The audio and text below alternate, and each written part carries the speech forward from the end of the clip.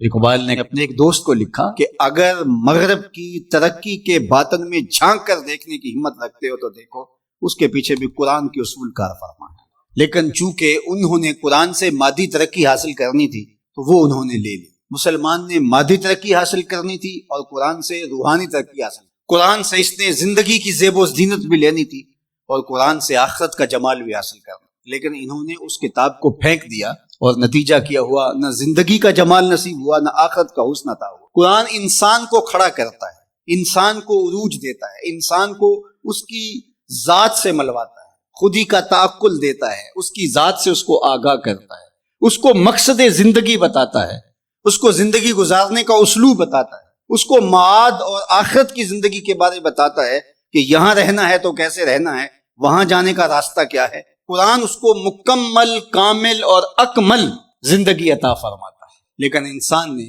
قرآن سے زندگی تلاش ہی نہیں کی اور اس سے زندگی حاصل ہی نہیں کی۔ اللہ اکبر، حامل قرآن و بے ذوق طلب، اقبال کا لہجہ، حامل قرآن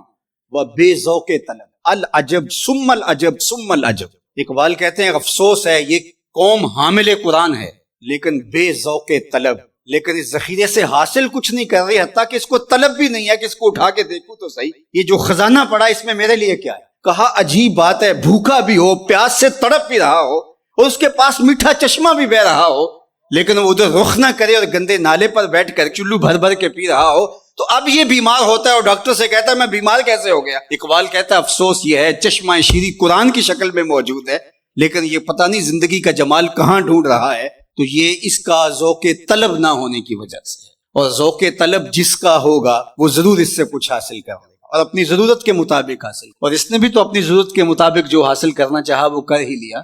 جو اس کی طلب تھی قرآن سے اس نے وہ لے ہی لی۔ لیکن اگر قرآن سے زندگی کا اسلوب سیکھنا چاہتا تو اقبال کہتے ہیں کہ وہ زندگی کا اسلوب اور زندگی کا جمال اور زندگی کا حسن انسان کو دیتا ہے۔ قرآن یقین کا نور دیتا ہے، اور ہمارا بہت بڑا مرض ذوف الاعتقادی ہے، ذوف الاعتقادی قوموں کو کبھی بھی نہیں اٹھنے دیتی، اور دوسرا ان کے نظریات کے اندر یکسوئی پیدا نہیں ہو سکتی، کیونکہ وہ جن لوگوں کے زیر اثر ہوں گے ان لوگوں کے نظریات کے حامل ہوں گے اور وہ قوم ہی نہیں بن سکتی۔ اور نتیجہ کیا کہ ایک علاقے کا اسلام دوسرے علاقے کے اسلام سے نہیں ملتا، ایک پیر خانے کا اسلام دوسرے پیر خانے کے اسلام سے نہیں جڑا ہوا، ایک تنظیم کا اسلام دوسری تنظیم کے اسلام سے نہیں جڑا ہوا، تو یہ سارے اسلام سینکڑوں ہزاروں کی شکل کے اندر جو نشو و نما پا رہے ہیں، تو یہ جتنے مرضی اوپر چلے جائیں نتیجہ خیز نہیں ہوں، نتیجہ خیز تب ہوں گے جب ماخذ ایک ہوگا وہ قرآن مجید۔ تو قرآن مجید سے جڑنا، قرآن مجید سے وابستہ ہونا، دل بستگی تعلق خاطر آپ کو وحدت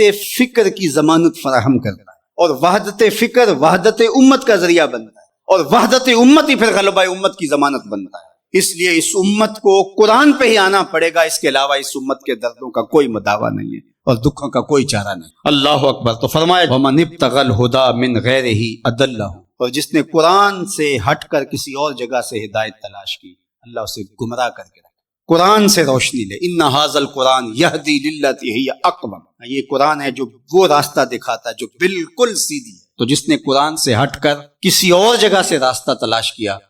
تو اللہ کے محبوب فرماتے ہیں کہ اللہ اس کو گمراہ کر